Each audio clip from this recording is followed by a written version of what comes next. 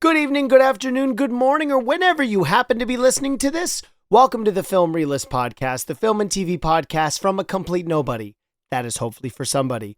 My name is Kal Naranya, and on episode 118, I will be reviewing Moana 2, but I'm not alone. This week, I'm joined by... Melody Naranya. Are you excited to talk about Moana 2 with me? Yeah, Do you want to do spoilers or the whole thing? the whole thing. All right, so we're going to jump into Moana 2. Let's get into non-spoilers right now. Moana, you need a crew. Hehe and Pua don't count. It's the other side of the ocean. How could I ask them to... Our people will rise if you let them. Moana 2 is an interesting film because it was originally conceived to be a long-form limited series, but then at the beginning of this year, it was reworked into being a directorial sequel theatrically.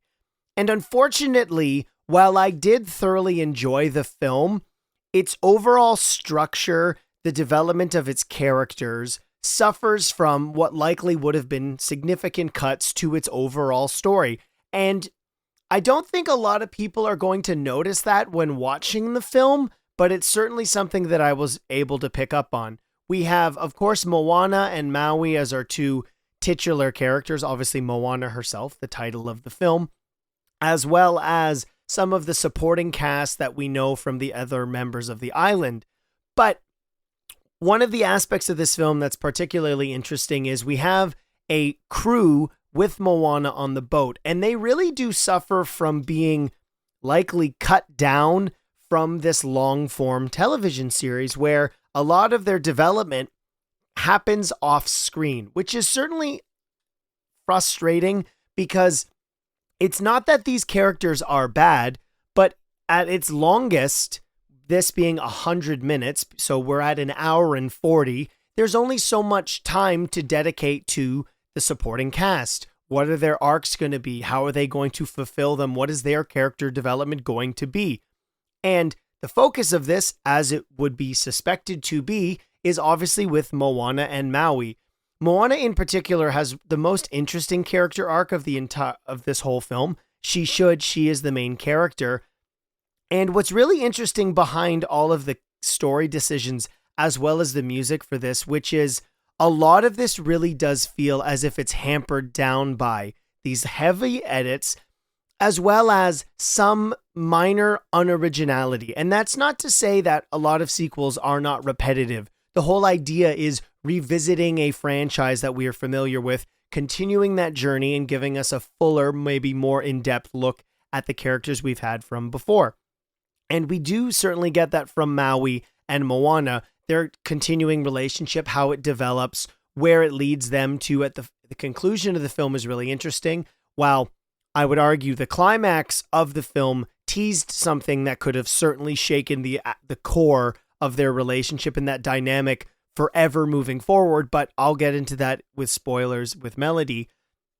Also another thing, and this is not an uncommon opinion, which is from the people I've spoken to, that while the music for this soundtrack is good, the bar that Disney has created for themselves with their Broadway musical animated features is absolutely incredible. Looking back at Howard Shore, Alan Menken, what they did for films like Beauty and the Beast, as well as The Little Mermaid, Aladdin with Alan Menken and Tim Rice, and then Stephen Schwartz going on to work on other films. Also, of course, Elton John, and the people that worked, not Howard Shore, Howard Ashman. Sorry, it's been a very long weekend. And then moving forward into people like Lin-Manuel Miranda, the bar that they have set for their original music is absolutely incredible. And while there are two songs on the Moana 2 soundtrack that I really did enjoy, unfortunately, a lot of the other songs fit the mold of what is expected from a Moana ballad of where she wants to go, or a reuniting or characters bonding with each other. They sort of just fall into the box of what is expected. They're not incredibly blowing your mind incredible. And I've been struggling with this idea that it's really hard to go back and look at these films, specifically their original music and what they do and the time we've had with them. Is it nostalgia? And as a little piece of homework, I saw this film on Tuesday, so it's almost been a week when you're hearing this. I've been re-listening to the soundtrack quite frequently. It's been what Melody has requested to listen to when we've been in the car.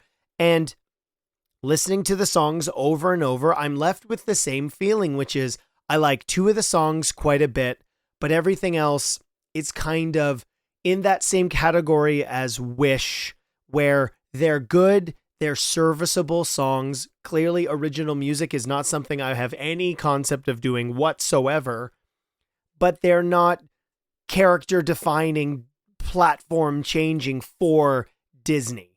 They are suitable, they serve a purpose, but I don't personally think they're going to be songs 10, 15 years down the road that we are going to be listening to again. And this is not just to compare to Lin-Manuel Miranda's work in Moana, which is going to be drawing a significant comparison because he's the person who wrote the score for the last film. But looking at his discography with the other stuff he's worked on, In the Heights, Hamilton, as well as Encanto, I'm going to ignore Vivo because I don't want to talk about Vivo.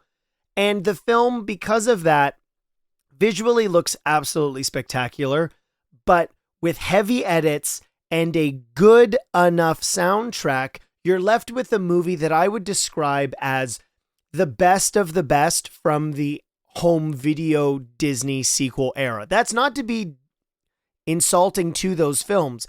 There are some animated sequels that we got in the VHS/DVD era of Disney animation, something like The Lion King, Simba's Pride, which I thoroughly enjoy, as well as The Little Mermaid 2. Those movies are good. Do they reach the heights of their predecessors? Absolutely not. A big pro for this film is that Moana 2's visuals are absolutely at the par standard set from the original film, if not even better, with the fidelity of being able to increase over time with what computer animation and graphics are capable of. One slight problem is that the animators for this film were paid for a TV series and unfortunately won't receive any of the back end from a successful theatrical run, which is kind of disappointing. It's hard to talk about a lot of the plot specifics for this because most of the things are hidden from us in the trailers, even on which characters are introduced that don't really get a lot of time outside of that. I know in particular there's a character that Melody does want to talk about that is absolutely going to be a fan favorite, but because of that, the movie is entertaining. It's not nearly as impactful, at least in my viewing experience, as the original film. And the bar that Disney themselves have set for the expectations for their Broadway animated musicals, which is for all intents and purposes what they are, it's good.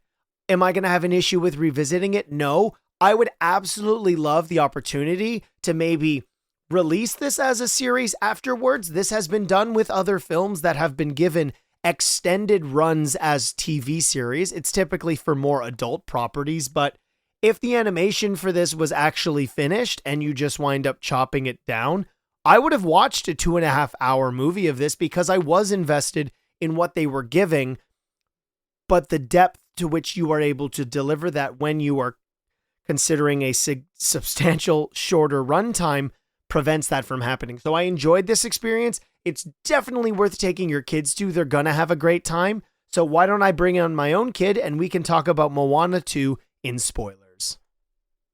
Okay, rule number 1.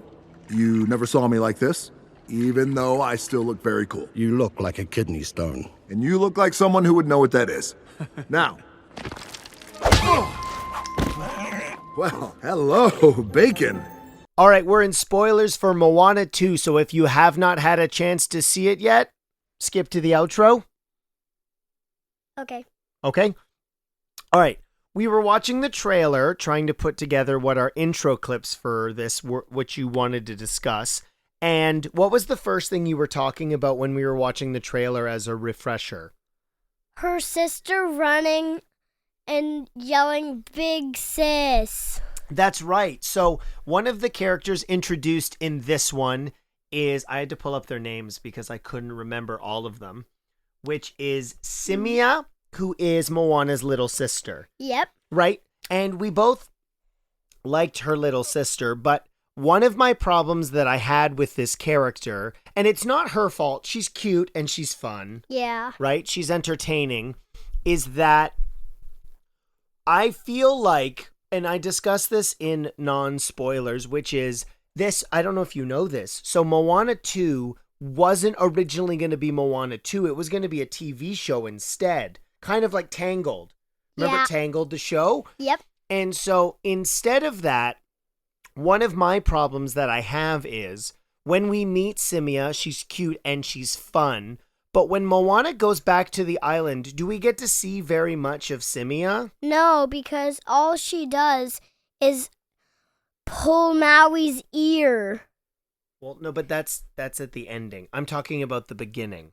Oh. Right? So we see her with Moana and she's sad that Moana left, but Moana was gone for only 3 days because Moana, as the wayfinder for her island, is looking for other village groups, right? To find the other people. Yeah.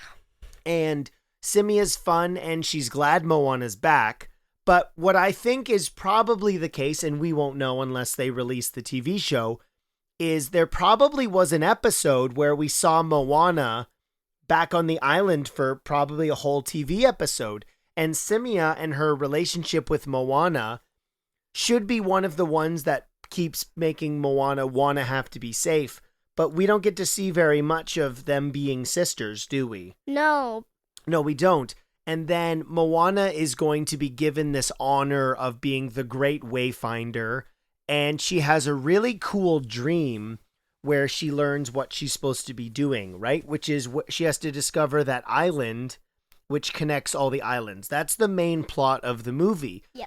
And in order to do that, does she go on the boat by herself this time? No. She has a crew. She does have a crew. So I had to look up their names again. We have Moni, who is super fun because he is the historian of the island. He creates all those tapestries and he's a big fan of Maui, isn't he? Yeah, I like how he's like, when he meets him, he's like, ah! He fanboys over him, right? And then we have Loto. Loto is, I like Loto a lot because she is the smart engineer. What does she do for Moana? She builds all of the Boats and canoes. and the canoes. And what I like about Loti is, and we learn this in the song about when they're all bonding later on, that she doesn't think perfection is possible. You always have to keep working in order to achieve that perfection you are constantly looking for. And then we have Keely, who's the old man farmer, who I initially thought was voiced by Alan Tudyk, who's a voice actor who you would know him, Melody. He's Hey Hey and King Candy. He's in a lot of the Disney movies. Yep. And we get Pua on the boat, Yep. which was super fun getting to see Pua. And again, and I don't mean to harp on this, but when you know the behind the scenes for this, my viewing experience is different than Melody's, which is expanding the cast and having her have a crew on the boat makes a lot of sense.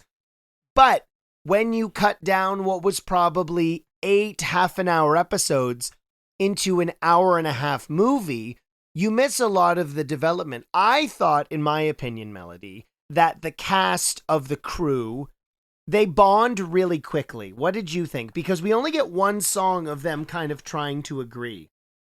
Yeah. You thought so? Yeah. Yeah.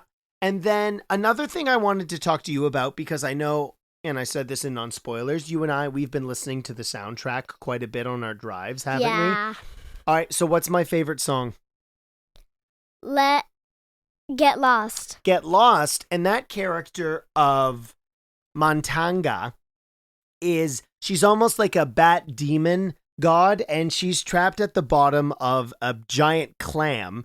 And that character's introduction is very much similar to who you would think she'd be a bad guy, Yeah. right? You and I both thought that.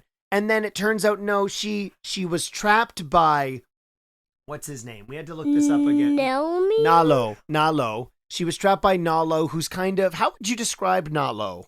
A massive storm god Yeah. who creates massive monster storms? He does. So he's the villain of this story. He's the reason all of the islands are not able to find each other because of this one special island that connected them all, kind of like a web of currents. That's the way I thought about it. Or like a massive space system that connects to all the planets. Sure, but we're on the ocean, not Yeah. in space, right? Yeah, we're on Earth. At least I think we're on Earth. Yeah. And then, so she traps Maui because Maui is trying to reunite the islands by himself. But can Maui reunite the islands by himself? No, because he might lose his powers like he did. Well, no. What do we learn? Who needs to touch the island? Moana. Because Moana is a human, right? A demigod touching the island's not going to solve their problems. And she forces Maui to have to work with Moana because he's captured her. And we get them teaming up back together. And of course, Moana and Maui, there are two main characters, right? Yep. And what I like most about the movie, I know I was quite critical in non-spoilers, is the relationship between them is super fun, right? Moana learned to be a wayfinder from Maui in the first film, and I think she's a way better wayfinder now, Yeah. right? She's learned a lot, she's very capable, and she's able to be a mentor, like a team captain, Yeah. right, for her crew. Kind of like a pirate. Kind of like a pirate, sure, although she doesn't have a really cool hat. Yeah. Do you think Moana gets a cool hat in Moana 3? No. No, you don't think so?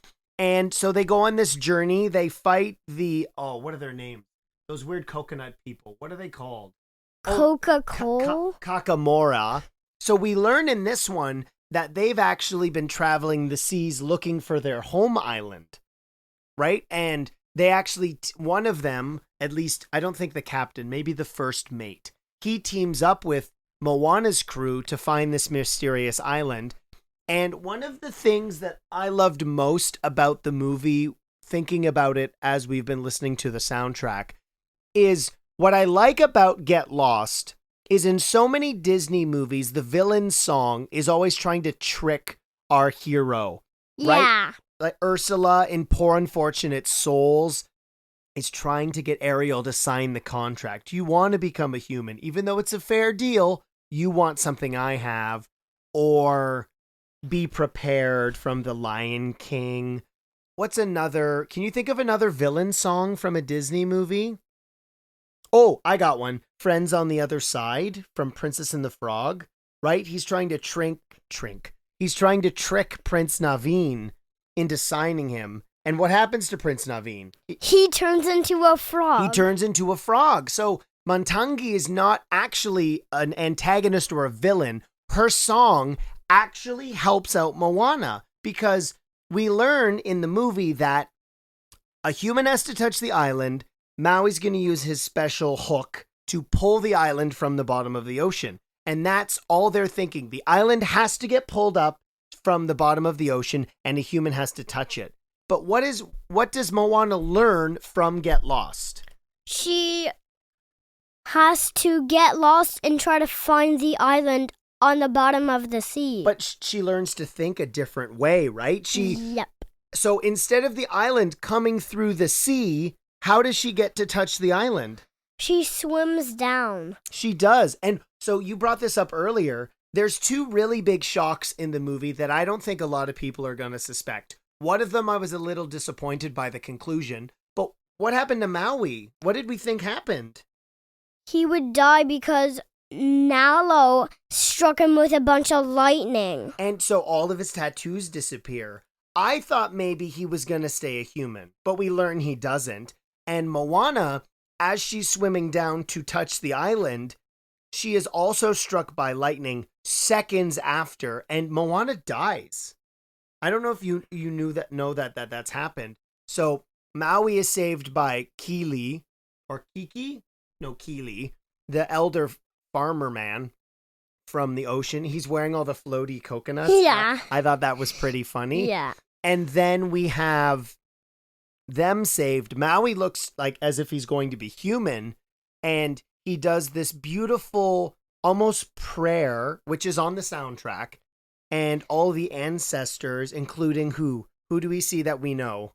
Her grandma, who died in the first one. Right? She's the beautiful stingray spirit, swings Yeah. or swims. She doesn't swing. They're not in the jungle. No. No. They all appear, even the ancestor of Tatuvasa, who is the man who delivered the message to Moana that she needed to do this journey. When she was in the massive temple thing, she sees him as a spirit, but I think she's actually like asleep or something. Oh yes, when the lightning strikes, when she's being given the role of Great Wayfinder. You're right. So they all appear, and during Maui and the rest of them's prayer, Moana comes back to life. But what's the really cool thing? And you had a great question. What happens to Moana? She becomes a demigod because she did something good. Incredibly great, yeah. She touched the island, and one part I really enjoyed was Maui was like boat snack upgrade because he had bacon and eggs with Hey and Pua. Oh, that's true. Because, yes, Pua, if you loved Pua from the first one and were mad he wasn't on the boat, Pua's on the boat this time. Yep. Right? And you had a question when we were leaving the theater that I thought was really interesting, which is, I believe from the way the movie shows it, that Moana's demigod abilities that she's given, because we see her oar, which is what she uses to travel with the boats, becomes magical. And it looks like now she can find direction anywhere. You were curious if she was going to shape change, but I don't think that's the case. No.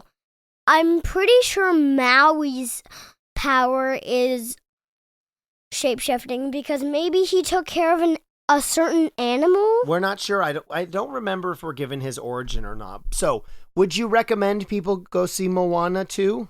Yes. Yeah, I think it's a fun movie. I don't think it's as good as the first one, but you did. Yeah. Yeah, you did. Okay. So, Melody, thanks so much for joining me. I'm going to jump into mail, but do you think if people liked this episode, they should leave a 5-star review? Yes. All right, well, it's got Melody's seal of approval, so I don't think you're going to need anyone else. Let's jump into Question of the Week. Can I ask you a question? Just one? There's something I've been meaning to ask you. I ask the questions, you answer the questions. Why do you ask questions to which you already know the answers? Did that count as a question? Yes. Damn it. All right, we're jumping into Question of the Week. Last week's Question of the Week was, what is your favorite Broadway show? And if you'd like to answer Question of the Week, make sure you are following the podcast. If you're listening directly on Spotify, you can submit your answers there, as well as a comment on the podcast on YouTube or any of the social medias. Stephanie wrote in, I prefer when your episodes are like 30 to 40 minutes, but maybe that's just me. I'm really curious to see Wicked because that's 100% my favorite Broadway show. Super Needle. Yes, Broadway musicals. I could give the basic answer and say Les Miserables, but my actual favorite is Sunday in the Park with George. I know if you ask any musical theater fan, they'll tell you it's super pretentious, but it's got Mandy Patinkin, so yeah. Great podcast, Kyle. Have a happy holiday. Thank you very much. I'm assuming you're referring to Thanksgiving, but my Thanksgiving being a Canadian was in October, so if you did recently celebrate American Thanksgiving, I hope everybody did have a good one. Dylan Pollux, Movies to Watch Before You Die, says, favorite Broadway musical? Poorly grammatically, can I write this to make Kyle crazy? Hamilton is the most recent one I saw, and I loved it. I also think The Lion King was incredible and would highly recommend. P.S. What a Keen episode that was. Scotty Cameron wrote in, Keen was on Fandom Optimist to discuss Black Adam. I was on the podcast to discuss The Boys. Jordan is a great host. I do agree with Keen that The Rock can be a lot of fun in humorous roles. I think it would have been fun if The Rock, when he played Roadblock in G.I. Joe Retaliation, spoke in rhymes like he does in the comics and bragged about his gourmet cooking skills, even taking it too much pride in his recipes. Instead, Roadblock was reduced to generic rock characters. Anyways, I can't think of Broadway musical I've actually seen, so I can't answer what my favorite is. If I was to name one that interests me the most, it's Hamilton. I'm a history buff, and I do like seeing presentations of history through art, even if it's fictionalized, which Hamilton very much is. Trust me, if Hamilton had his way, the US would have been a monarchy. Also, revisiting Assassin's Creed 3 has driven my interest to that period of time, given that it's the Assassin's Creed game set during the American Revolution, and Charles Lee is the antagonist. Lauren Baif's epic theme for Assassin's Creed 3 is playing in my head now. I'm curious what a stage play, not necessarily Broadway, you have had a chance to see. and enjoyed. For me, it was Batman Live. I watched it at the Spirit Center, now T-Mobile Center in Kansas City, and it was a blast. I wonder if Keen saw it too. He and I live in the same area. Scotty Cameron, that's an incredible response. Thank you so much for that. I have seen a couple of stage plays that I guess technically weren't Broadway shows. I've mentioned this, I think, on Jump on the Batwagon, that I saw a Pokemon stage play with music, as well as a live orchestra performing the Superman the movie score while watching the movie. That was absolutely incredible, and I really enjoyed that.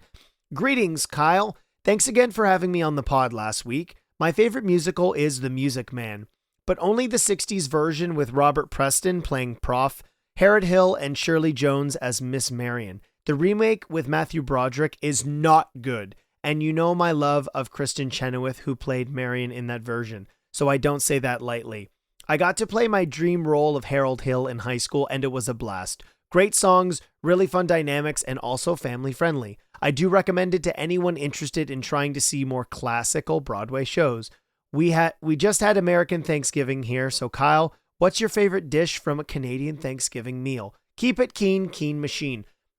That's a really great question. Obviously, yeah, talking about Thanksgiving, I think I've said this, maybe not publicly, but I say this frequently in my personal life, that the traditional Thanksgiving meal is my favorite meal of the year. I absolutely adore it.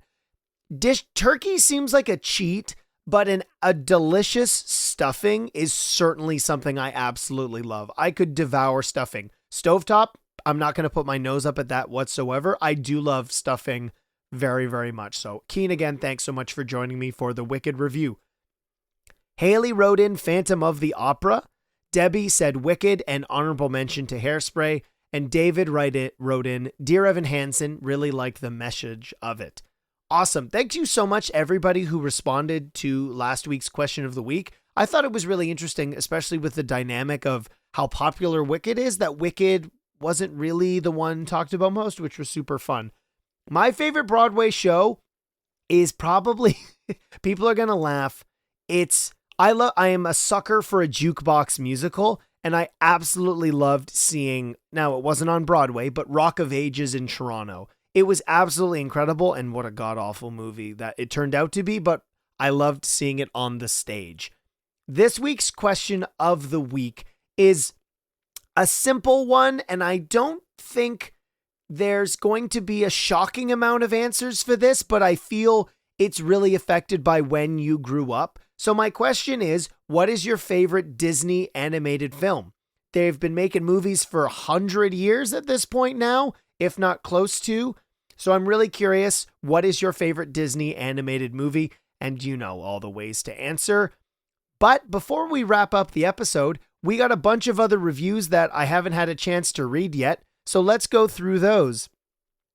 This one is titled Knows a Ton. Kyle is passionate about movies and talks about them to who I'm laughing reading this ahead of time. To whoever will listen, he's great and always has fun insights and critiques. This was from Disco DDH86. Thank you so much. This one is titled Great Podcast, would highly recommend. 5 stars. So many amazing episodes. Perfect podcast for movie enthusiasts. And then a bunch of fun little movie emojis. This is from J Ford 2005. This one's titled Love It. 5 stars. Great podcast from Sean M84. Another one, which is the subject title is just clapping hands in the air. 5 stars. Love it from Keelana. Awesome. Thank you very much. This one is titled 5 stars all the way. Awesome podcast from Moviegoer 1978. This one I did read ahead of time and it made me laugh. Familiar sounding. 5 stars. Kyle sounds just like my husband, which you would think makes this hard to listen to, but it's actually the opposite. And that's from Nee26. Next one is Fantastic Show, 5 stars. Fantastic Show. RV792. All right. Thank you very much. This one is subject titled Great Show. Kyle's movie and television knowledge is unmatched, and it's always a lot of fun to listen to his point of view. This is from Gillen234, and our most recent review, which actually came in only a couple days ago. This one's titled Kyle's Got the Goods. Kyle has such a genuine love and enthusiasm for movies, TV, and comics. that it's contagious. He puts in the work to each episode and brings a valuable take to each subject. It deserves some respect. Keep it up. To everyone who wrote a review recently to the podcast to really help it grow, I'm so grateful, absolutely grateful for this. It helps the show grow, puts it on the charts, and it's really affected how the podcast is able to grow over these 2 years. Specifically, 2024 has been an absolutely phenomenal year for the podcast, and I'm so grateful to the listener base that we've established, everybody who writes into Question of the Week. It means a lot to, for one, you want to answer my silly questions, but to also ask me ones and get to know your host a little bit more. This week is quite exciting. Make sure you have followed the podcast on your podcast platform of preference, because there may be a bonus episode this week before next week's episode. So make sure you are following if you want to catch that episode. It's one you definitely aren't going to miss. It is going to be labeled as an official episode, but it's bonus for this week only. So it's not going anywhere, but there will be 2 episodes this week if you were listening to this on Monday, December 2nd. Next week's episode is going to be covering a couple things. It's going to be covering Skeleton Crew, as well as the debut of the DCU with Creature Commandos. That's everything that you can look forward to next week. My name is Kyle Naranya, and I will see you next time.